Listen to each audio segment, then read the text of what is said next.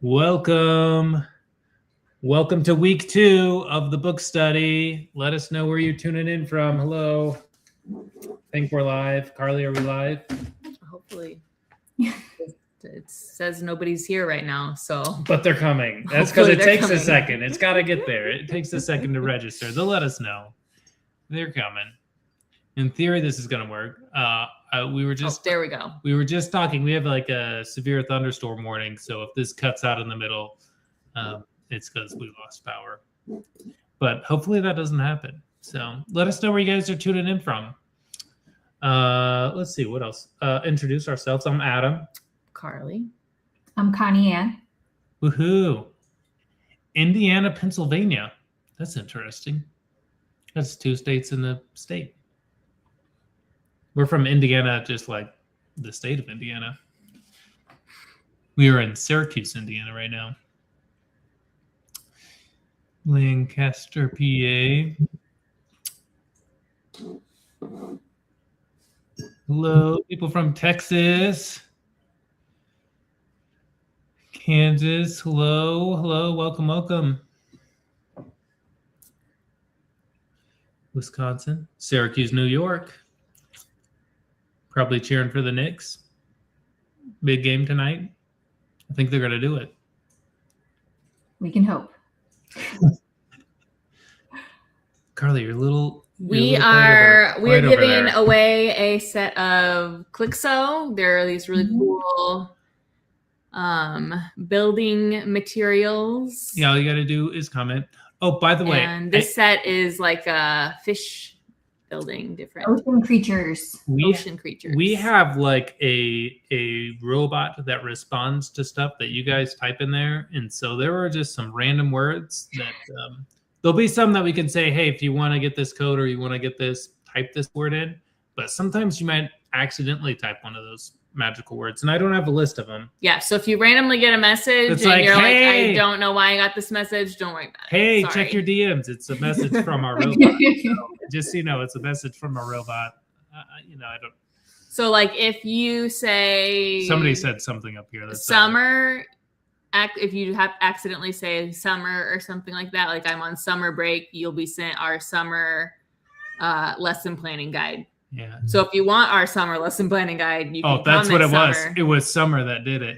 Yes. That's what it was. If you say summer, you'll be sent our summer lesson planning guide.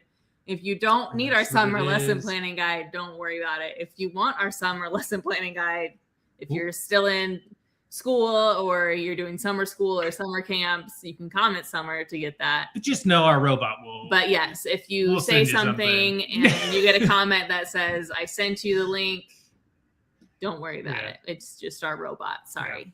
Yeah. Somebody from Indianapolis. That's fun. Carly grew up in Indianapolis, kind of near Broad Ripple area.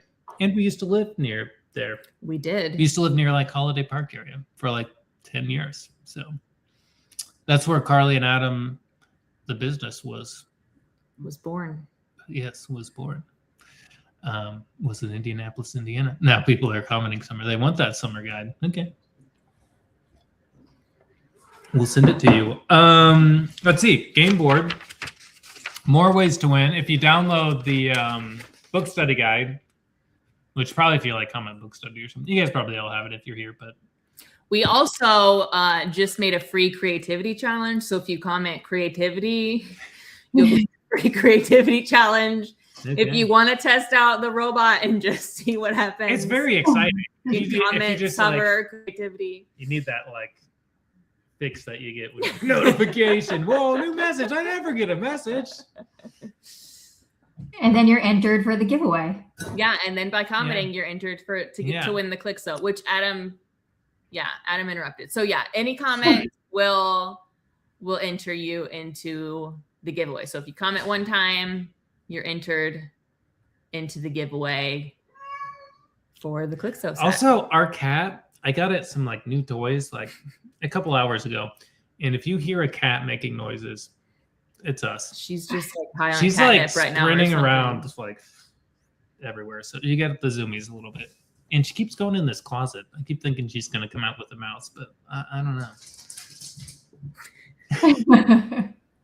My door is like Tied closed with a hair tie because the dog and the cats were trying to get in before. Hey, dog and cats are always welcome. Yeah, that's their welcome. He will be up on here trying to get on my lap.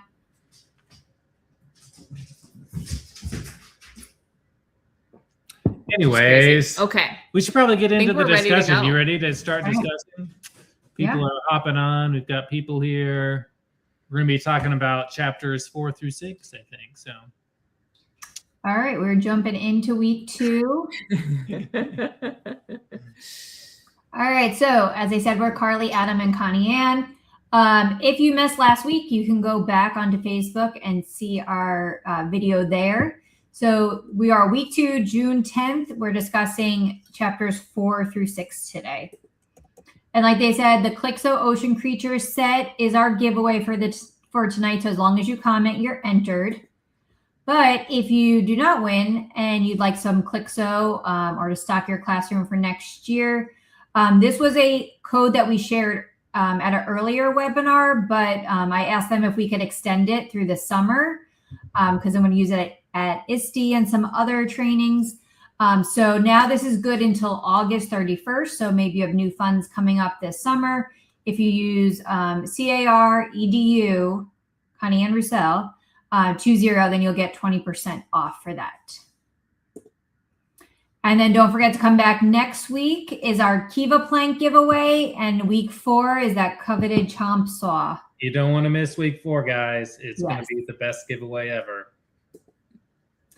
And then game board time. So like Adam just said, fill out your game board and that gets you your Pitsco set. All right, so today we are starting with planning. Okay, our cat just jumped from the counter to another counter onto some plates. In the kitchen. In the kitchen. I was like, Carly, she's about to do something real. Sorry, that was it. Don't worry about it. We're all good here. All right, so your free download for today is planning. So we are talking about lesson plans today. Some of us are done, some of us are just finishing. But as teachers, we're always thinking about what's coming next. So we're going to talk about planning and some ideas with that and also rubrics. So these are downloadable for you today. You've got a lesson plan cover that also comes with a little spine for you to put into your binder. And then we've got some templates we're going over with the 3 different types of lesson plan, 3 different types of approaches we're looking at this week, and then 2 different types of rubrics you can use. Yep, everyone's a winner tonight. So only one person will win the Clixo, but yes, we'll all win this freebie. So just by being here, you get to have this planning freebie. So this is just an explanation of what you're getting. So here's the template.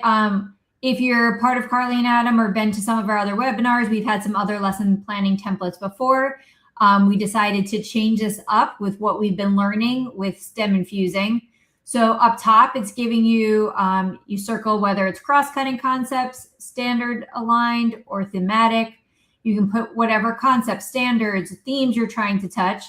And then with this, we're going into what lessons are already with Carly and Adam. So you don't have to start from scratch. Let's just, like they said, just start by taking 2 different subjects and putting them together. So we're using the STEM Teachers Club lessons as like our building block of how we can modify this and add to it to STEMify our classroom.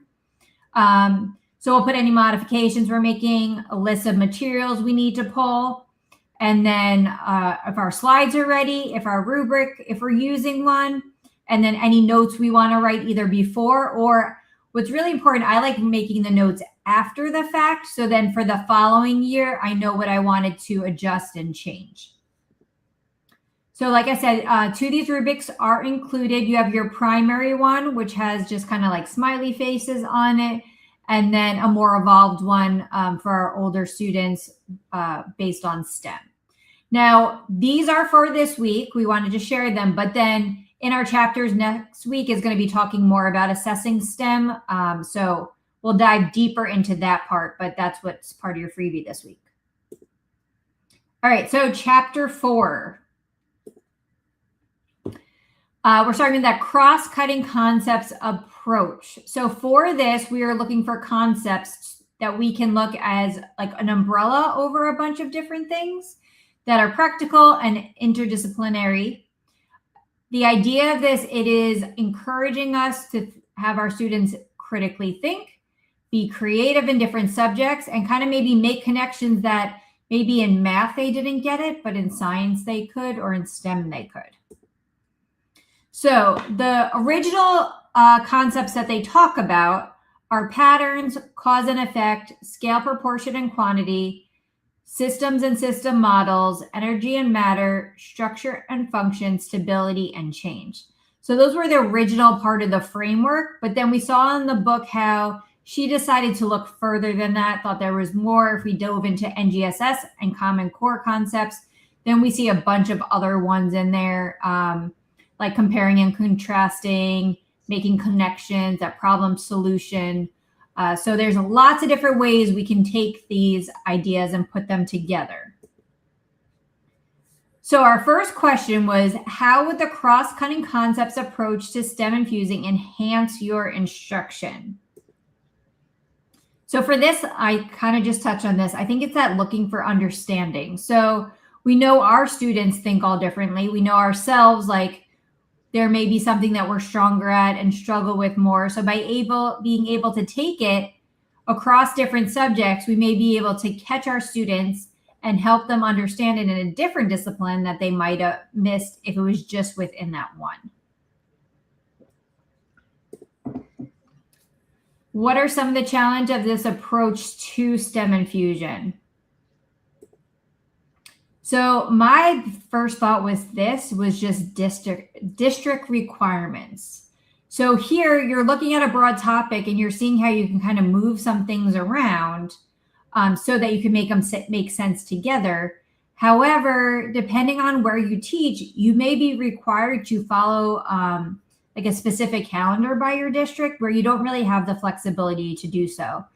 I've taught in a couple different states, and also in Germany for DODEA. And depending on the school I'm in, it depends on the flexibility I have as a classroom teacher. Now, if you are particularly just a STEM teacher like me, then we can kind of do those things and we can make those connections, even though maybe something was taught in their classroom in September and then something else in November. We could put that connection in there for them with that cross-cutting concept. But if you're in the classroom teacher, it may be a little bit harder if you have a pacing guide that you're required to follow. So we wanted to see your take on this. So here is what we was saying online. So what is the cross-cutting concept approach? What do you like and what might be difficult to implement with this approach? So Christina F. said she liked the idea of grouping all the standards according to one concept and then finding one essential question to answer using all the curriculum. Reinforcing the vocabulary and embedding the concept routinely is going to help the students retain the curriculum easier. The difficulty, of course, is the time it takes going through and planning lessons this way. I'm sure it will become easier with experience. So yeah, they touched on that in the book, like, hey, let's just start with 2, putting those together. And yeah, I think a key piece of this too is that vocabulary reinforcement. If they're seeing it in all different subjects, hopefully would help them understand better. Then Christy S. said that cross-cutting uses pattern and big ideas. It allows you to bring in multiple content areas and really focus on vocabulary and help students make the connections. And then Kania L. Cross-cutting concepts was how I taught self-contained class. When I was departmentalized science and math, it was most effective. I loved how a student would say, is this math or science? So yeah, if we can get the kids to not know where that line is between subjects and just look at the concept as one thing that fits in multitude of subjects, then we have a better chance of them understanding.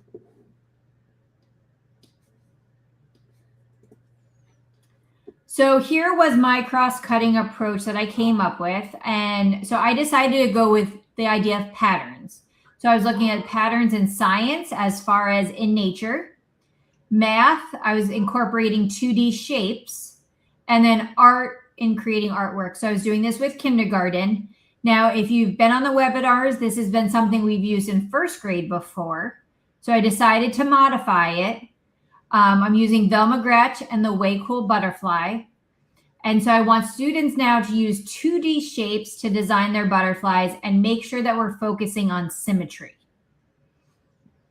As I was going through this, I was thinking like with symmetry, because it's something new for them, then maybe I want to break it down a bit. So model how we're going to do that, and then have them draw their the symmetrical designs in pencil first, and then kind of do a quick check, make sure they all understand it, then have them color it. And then finally, if we're adding that component where they're trying to attach it to their finger, model a couple different ways that they could attach it, and then see what they come up with. So just kind of give them a little bit more guidance than I would have when I do this with my first graders. And then I have my slides. And then for this, I decided like, sometimes I don't want to use a rubric. If I'm doing like a one-day lesson that we're just like brand new about, I don't necessarily want to assess them on that. So in this case, I decided like, nope, I'm not going to use a rubric on this. I'm just going to do some observations as I go around. So some things to also think about is being prepared as we're trying these. I know when I've tried new lessons before, there's been some times that it's gone longer than it takes, and sometimes it's shorter than it takes, or I need to adapt things. So having something that you can jump into if it goes quicker with your students. So here is just the very important caterpillar. We have a creativity challenge that I use with that. And having that ready. So maybe I have some fast finishers that are able to get down symmetry, color it, cut it, and get it on their finger. And then I still have some that are still just really struggling. If I have these printed ready to go, all these creativity challenges are based on the butterfly life cycle. So it's something related to bring back into it, but it gives a purposeful activity for them to do after. As we were talking about this together, we talked about preparation, being prepared, and we wanted to bring up about like the ultimate preparation for us as teachers is having a sub-tub. I felt that was very hard when I was a classroom teacher, because you're on like this quick timeline that has to keep moving even if you're not there. But having a sub-tub as a specials teacher and STEM teacher has been amazing for me. Getting the flu and not having to worry about making lesson plans because I have everything already in there. So if you don't know about our sub-tub, this is mine in my classroom. I have everything printed out, laminated, cut, ready to go, sectioned by grade level. And it's just in hanging folders in there so that I can tell someone else, hey, go to my sub-tub and take this out for my sub. In there, we have two different types of plans. There's low prep plans, where they're actually making different things in there, like towers, working on patterns. There's some career activities. So those are in there as one option. And then we have some reusable plans that are in there as well. STEM bingo and STEM science tool bingo, I use all the time with my students. They love doing that. I just project it up on my board and they'll mark off everything that's there. And then there's some task cards in there as well, some Lego challenge cards, which gives them like 3 options of what to build, and then some other task cards with non-consumables that they can use. All right, hopping along to chapter 5. Okay, so question I just saw about how do you fit the materials in the sub-tub? So I don't fit in all of like the extra like the Kiva planks and things. Those are out in my maker space.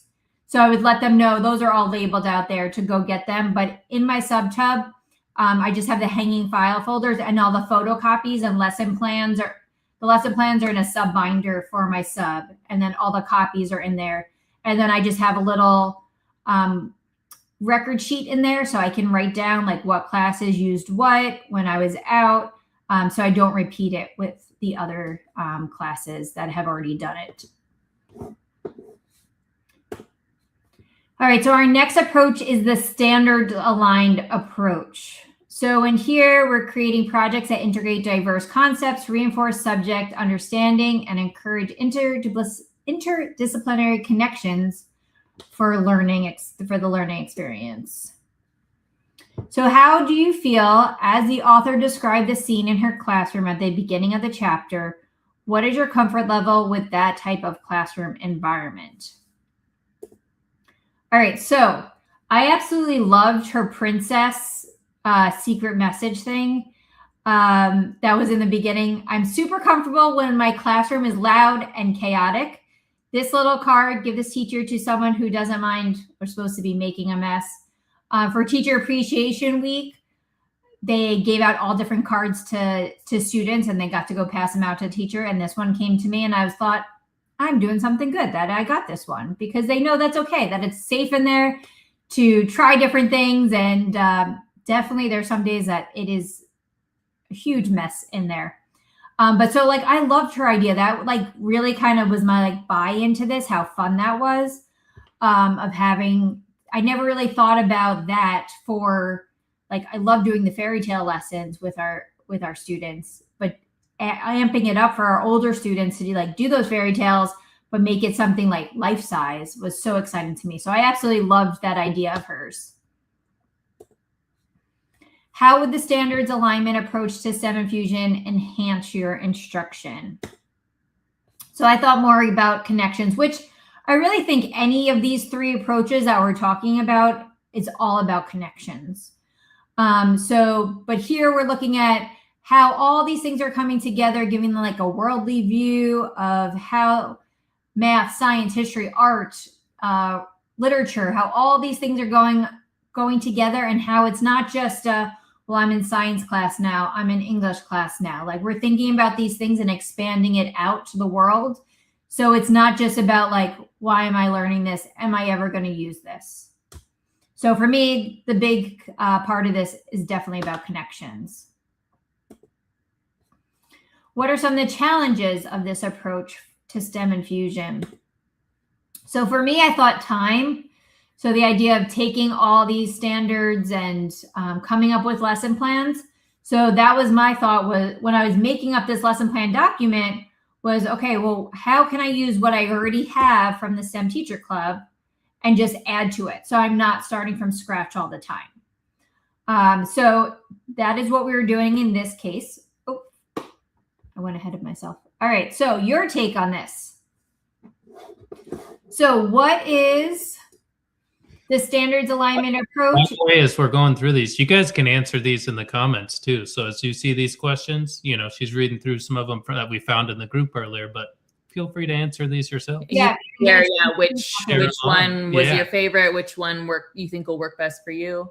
Or you can answer the question, just whatever you're. Well, each question is about which type, and you're right. If you think it'll work for you, why or why not? All right. So what is your take on the standards alignment approach? Do you think this would be an effective approach for you? Why or why not? So Jane S. said the standards alignment approach really seemed like a helpful way to start small, looking at current standards being covered and creating a challenge or set of activities that brings the standards alive in a number of curricular areas. You can start small and focus on two areas such as math and science. The main goal is to help students look at patterns and find connections within the content areas, hopefully coming to a larger understanding about how the topics connect to their own lives and the world around them. As a K-2 GT teacher and thinking skills teacher in every classroom, this could really help me connect with what I do with the state standards. I really think AI could be a great way to approach this type of planning, as standards can be directly uploaded into certain apps and programs. The teacher should drive the creativity, but the AI prompt can help with organization and articulation. So that's definitely a way of looking for ideas. I have found ChatGPT does not know the Texas standards very well at all. When I ask for help, it'll give me ideas, but the standards are never correct. So just make sure whatever AI you're using is synced with your correct standards before you put a lot of time in that way.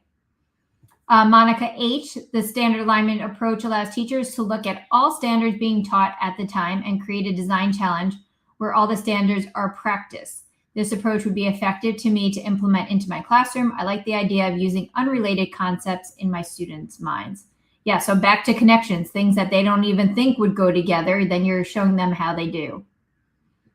Elizabeth L., the standards approach has teachers look at what they're currently teaching across content areas based on the standards and topics. They try to think of culminating design challenge that bridges everything the kids have learned. This made me think about pacing guides when I was a classroom teacher, because as a STEM teacher, the units contain cross-curricular planning. But I do feel this would be effective for folks with curriculum and required pacing guides. I think a great thing about this too is the fact of if you're short on time. Like I know when I was a classroom teacher, math and reading, there was always so much stuff. Science was always cut short, and so was social studies. And there's some great STEM in there. So if you can kind of take what's happening in reading and math and bring them into that science and social studies to connect them, then you're kind of reinforcing the two without having to pull time from one to the other. All right, so here was my standards aligned approach. This we just came up with in May, was if I built a town. So I had originally pictured this for me for second grade. That's usually where I do a community unit with them. But here I was going with fifth grade and kind of thinking outside the box of what they're learning about. So civilizations as a whole, the way that humans adapt the environment to their needs, and then bringing that down to like how you would build a community based on those things. So in this one, I've got a bunch of social studies TEKs, which is our standards here in Texas. We're incorporating math in it with measurements, science, thinking about natural resources and how they're adapting the earth, the earth. And then having to present about it brings in that ELAR part to it. So here, like I said, I'm using if I built a town, my modifications is that they need to build their buildings to scale. They're going to plan on graph paper first, and then there's going to be a required presentation after. So this would be like a longer unit that I would be doing with my students that they would build up to over time. So it may take, a couple weeks in the STEM lab to be able to do this. I would have my slides, and then for this, I would definitely want to use a rubric, making sure I'm presenting that to them first, showing them what's expected. And because we're going to be working on this for a while, I want to make sure that I'm using a rubric to assess them on this. And then in my notes, I thought like, okay, well, I know second grade does communities because I usually do that with them. So let me invite the second grade classes and have like each fifth grade class present to a different second grade class about what they learned through their experience. So on here, you'll notice where it says slides. Some of you that have been here for other webinars know what that means, and some of you may not. So I just wanted to go through that. So in all of our lessons, we have Canvas template slides ready for you. So this is the one for if I built a town. There's always some vocabulary. And all of this is editable. So if I'm taking this from second grade to fifth grade and I have certain social studies vocabulary that I want to make sure I hit, then maybe I go in here and I add some other vocabulary to this. Then I have the story that is read. As much as I love reading to the kids, this is kind of my buffer time. Like I know my schedule this year, there's one period where my classes are literally back to back. So by being able to play the recorded book for them rather than me sitting there and reading it to them, it kind of just gives me some extra time to prep and get ready before we're getting ready to build. Then we review the engineering design process. And then this is their challenge for them. So they're making the town. Once again, I can go in here and edit the text in here if I want to beef it up a little bit for the fifth graders. And then I have that visual of materials that they're able to use.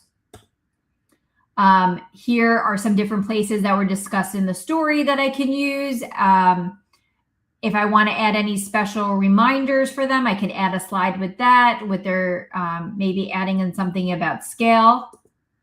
And then here was just like a think and share that we always have at the end. So I want to make sure, like, I know I always have the slides ready, but then if I'm doing a STEM-Infusing lesson and I'm changing what I'm doing, then I want to make sure that I go back to those slides and edit them and make sure that I'm doing that with that. The name of the book was If I Built a Town. I see Kate has a question. Someone had the same question. With the standards aligned approach, how many units would you get through a year? Would you focus on a 9 weeks? I will only see my students once a week for 42 minutes. I am K6. That is a good question because I have not done this yet myself. So I'm not really sure. I think a lot goes into, I probably wouldn't do my whole year like this. Maybe have like a longer type of like PBL unit like this that I'd want to go through with students, because I think my hardest part with planning now is like, I had this idea when I moved from the classroom to STEM that I was going to make my lesson plans once and then I was just going to repeat it every single year and it was going to be super easy. But then I'm always coming up with different ideas and ways to change things. So it's never the same.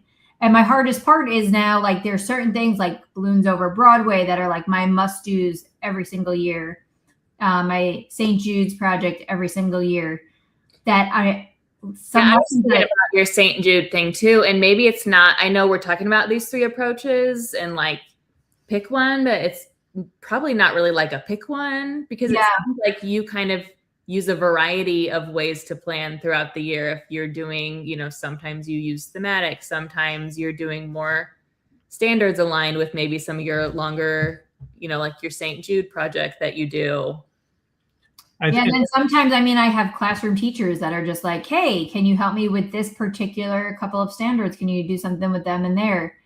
So sometimes it's not like a full unit that you're doing. You might just be standards aligned, but you're helping another teacher with their, unit or their. Yeah, I've even like broken up lessons with classrooms. So like in kindergarten, the one where we make, I can't think of the name right now, but we're making the windsock. So they'll actually read the story and do like the science investigation with like a windsock and a pinwheel and the ribbons. Like they'll do that at classroom time. And then together we'll go and make the windsocks together. I think the St. Jude project, somebody's asking, is it's called the Epic Challenge. If you just search St. Jude Epic Challenge. If you're a STEM Teachers Club member, we have a section for that in the membership too, with some additional resources. But if you St. Jude has all kinds of free stuff. St. Jude Epic Challenge, you'll find more information on that. I think I'm thinking like with our planning in the STEM Teachers Club, we plan a month at a time. And so we go through and we say, okay, 4 weeks. Sometimes it's thematic, sometimes it's based on a subject. It could be a different approach depending on the grade. Sometimes it's like fairy tales or Balloons Over Broadway, or this grade we're doing creativity or something like that.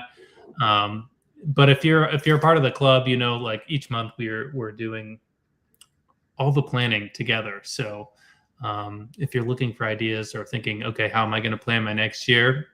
The best bet is to join the STEM Teachers Club. So.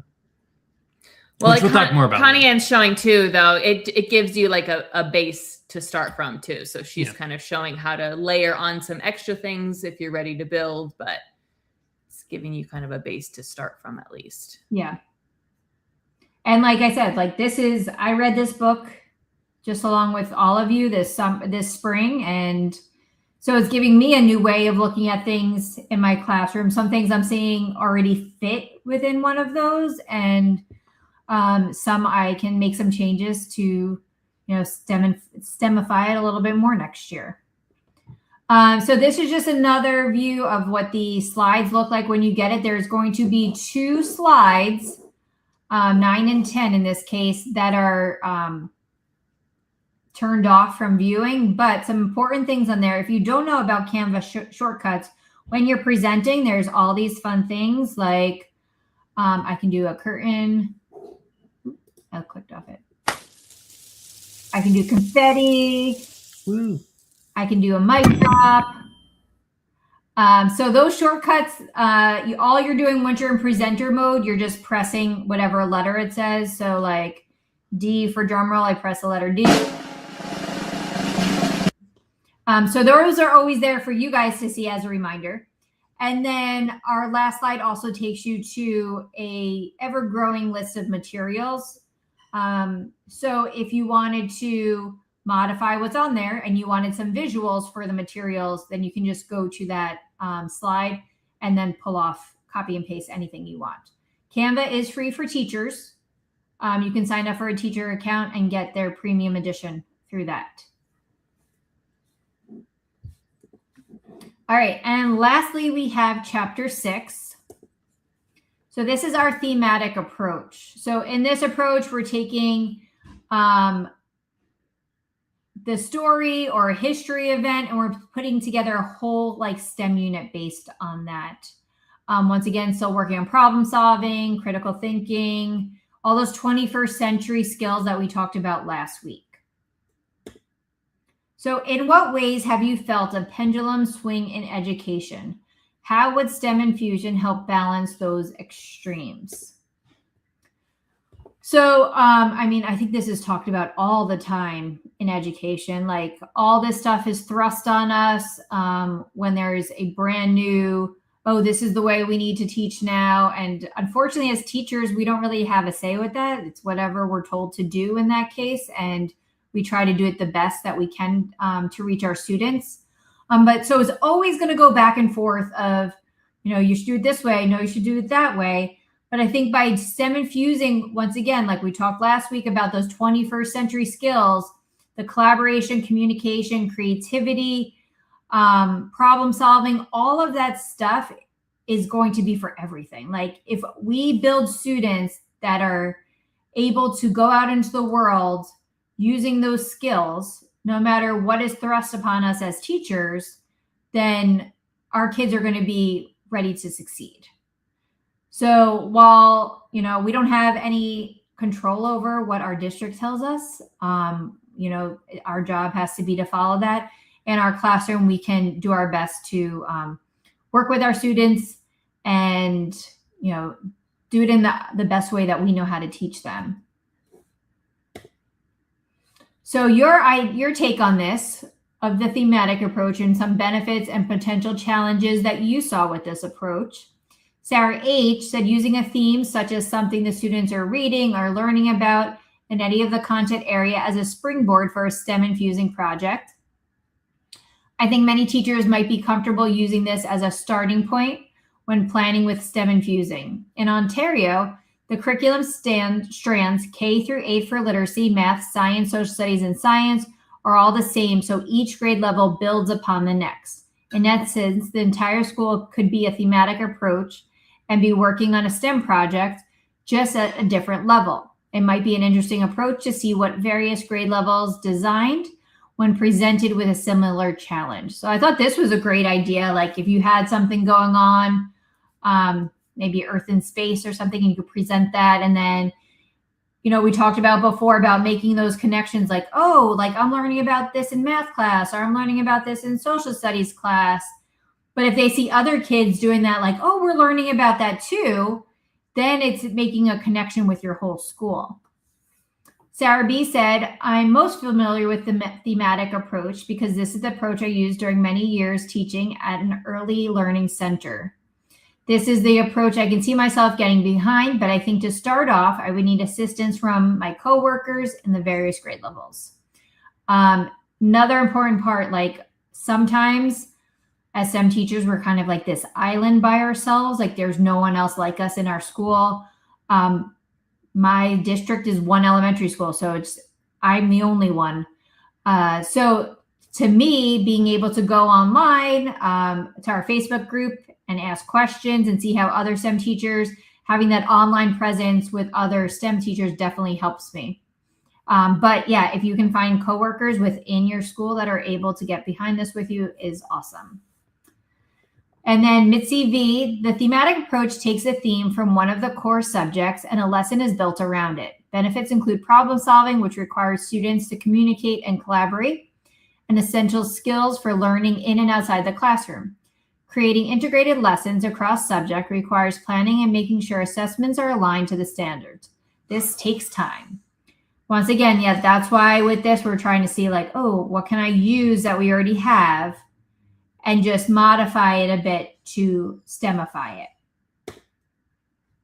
So my thematic approach is for fairy tales and engineering. So I'm putting together their fairy tale unit that they're doing in class, science exploration through the engineering design process. And so here I'm using 4 different stories to create my theme. We've got Jack and the Beanstalk, Rapunzel, the 3 Little Pigs, an architectural tale, and the 3 Little Tamales, which is a fractured fairy tale based on the 3 Little Pigs. So we have modifications. I didn't feel like I was doing this for first grade. I usually do this with first grade, so I didn't have to modify anything. Materials. I put down all the materials that were listed in there, having the slides ready. Rubric, I put no because these were quick, but then I was thinking like by doing the 3 Little Pigs last and you're kind of putting these different engineering design process skills together, they could possibly do the rubric on just the last day with the 3 Little Pigs. So that's an option as well. For my notes, I wanted to make sure that I enlarge the fairy tale and fractured fairy tale posters and hang them in the room, just so that I have that visual, like it's in my slides, but then because I'm going to be doing this over the span of time, then it's just up there to keep referring to. So here's what it looks like. I'm making those connections. This is the process as they're building the different things. And so if you've come to our webinars, this is the format that we use for our lesson plans. We have a Canvas Sheets page that has all this, and then the slides linked right into it. So I just modified it to try this out. What approach to STEM infusion do you think would work best in your classroom and why? I mean, we just kind of talked about that. I don't think there's an answer. I think it depends on what you're doing. I think the thematic approach is where I am right now for the most part. I don't know why that picture blurred, but what I was trying to show was our planning. If you've come to our planning before,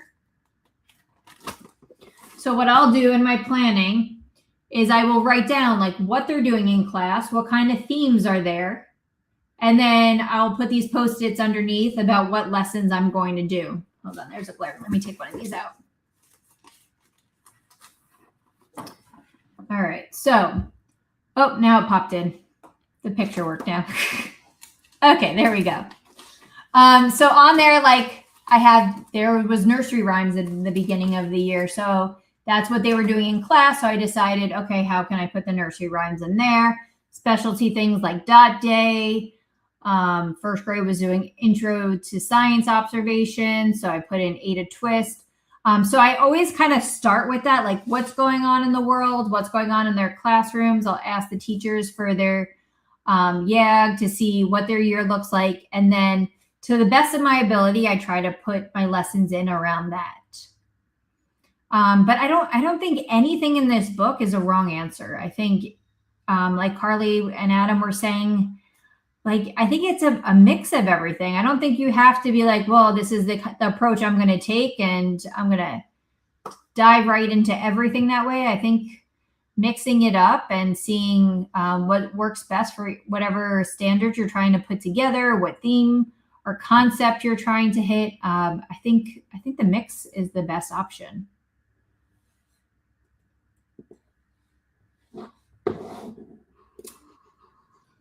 What's this? I don't know what category this would go under, but so often I lead with a story and that provides context for what we are learning that day.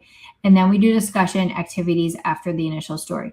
Yes, Dorothy, I almost always have a story and almost all of our lessons do. Technically on paper, I'm the librarian, but I teach STEM all day. So when my kids come, they check out a book in the library, but they never get a read aloud there. I also work at a school on a military base. So we have kids coming and going all the time, besides the connection that literature piece does. So, I mean, really, we've been connecting reading and STEM all along. So I guess for within that as well. But I think it makes like a great connection for them, having them get excited, and then gives them background knowledge that maybe that they don't have. So if you're still like, okay, we talked about planning, I'm still a bit overwhelmed with this. If you want some more help, jot down July 8th at 8 p.m. Eastern time. And that is going to be our first planning webinar for next year, as we're going to be talking about all things for August. I know we don't want to think about that yet, but save the date. We'll have a plan. We'll have everything for pre-K through 5th grade, what you can teach each of your first 4 weeks. And the format's a lot like this. And so it's really good. And if you are new, and if you've joined the STEM Teacher Club, we have all last year's plans still on there. So you can go on and start looking too to get an idea about those. And our webinars from last year on there. So what is the final take on this? What are your key takeaways? Connie L. said there is no one way to teach STEM. We can use a variety of styles. I'm excited to work along with my grade level teachers to implement different approaches for 4 through 6. Yeah, I think if we can get our grade level teachers to buy into this with us, and as much as we don't want like social studies to be just one class or math to be one class, we don't want STEM to be one class either. So the more we can like bridge what we're doing into the classroom, even with them making connections. I mean, I know in Texas, the science standards have the engineering design process. So they're all supposed to be doing it within class as well. So anyway, we can help our classroom teachers and make those connections to work together, I think just benefits our students so much. Catherine D said, I try to coordinate with the district pacing guide for reading. I've never thought to connect the STEM challenges to poetry or personal narrative units. I'm excited to try this and plan to start with 1 grade level. Definitely a great idea. Starting small, giving yourself realistic challenges, just like we wouldn't dump everything on our kids right away. We need to give ourselves grace, let ourselves understand what we're doing step by step instead of just jumping headfirst in.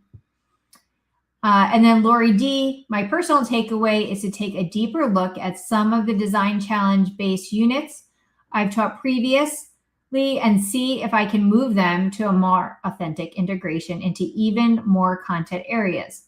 I'm also interested in incorporating more student-driven topics, maybe along the lines of Genius Hour or passion projects. Yeah, and one person before, had commented that they were the GT teacher. So if you have a GT teacher at your school, maybe making connections with them as well as another outlet of someone to throw ideas around and work together. All these lessons that I showed you today are already in our membership. A great starting point for you to use as is or to try to STEMify them more. And if you would like to join, we have a 30% off code for you, Carly and Adam Club. The monthly membership is regularly $15 a month. You would get 30% off of that. Or the annual membership, which is $144, which brings it down to $12 a month. You can also get 30% off that entire year. And if you reach out to info at Carly and Adam, maybe you have some end of the year funds to use now or some funds that are going to be opening up. You can also talk to your school and they can provide you with a PO to be able to get it through your school.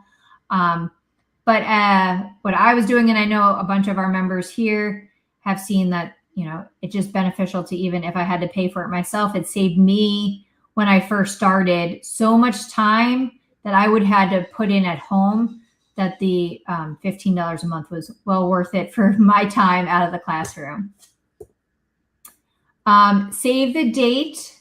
Our summit online is July 23rd to 25th. Adam, you want to tell them about that? It is. We're going to be talking about the building blocks of STEM. It's a great time. Everything's online. It's free for all STEM Teachers Club members. So in addition to all of our lesson plans, there's like 1,000 lesson plans in there, and we make new ones all the time. you get all your PD for the year. So we do 2 summits a year. We do this 3-day one in July, and then we also do one during winter break at usually the very beginning of January.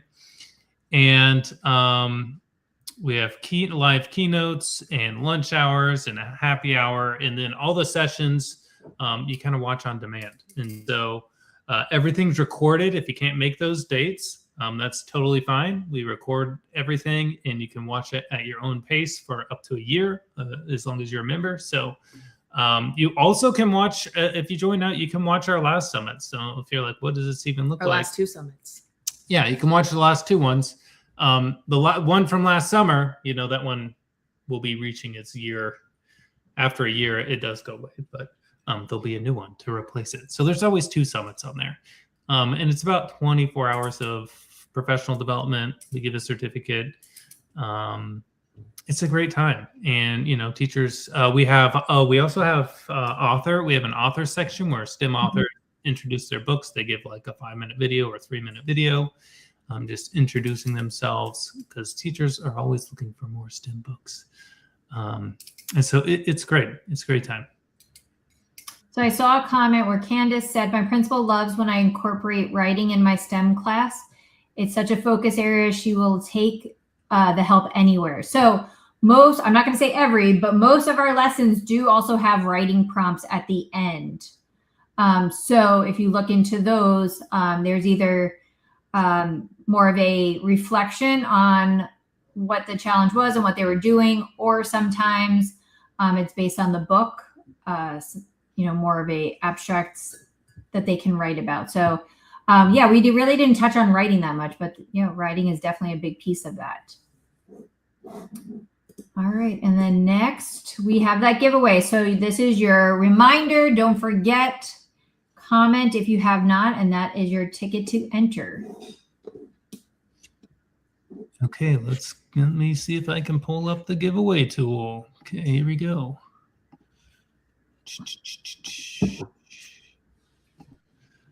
Okay. You guys ready? Here we go. It does a little beep, boop, boop, boop, boop, boop, boop, boop. It needs a sound effect. And our winner is Jennifer Mitchell. You are our winner. Congratulations. You will win the Clixo set right there that Connie-Ann is holding up. All you've got to do is just send your address to info@carlyandadamblog.com, and I will get that mailed out to you. We will get it mailed out to you. So congratulations.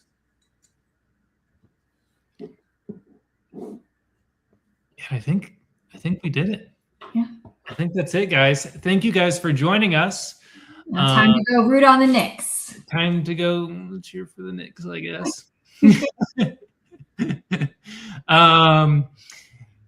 Yeah, and we will see you guys next week, same time. So we'll be giving away another free resource. Yes. And we'll be giving everybody gets the free resource, yes. And there will be one winner of a set of Kiva planks. Yeah. No. Nope, got some Spurs fans too. All right, we will see you guys next time. Good night, everyone. Thanks.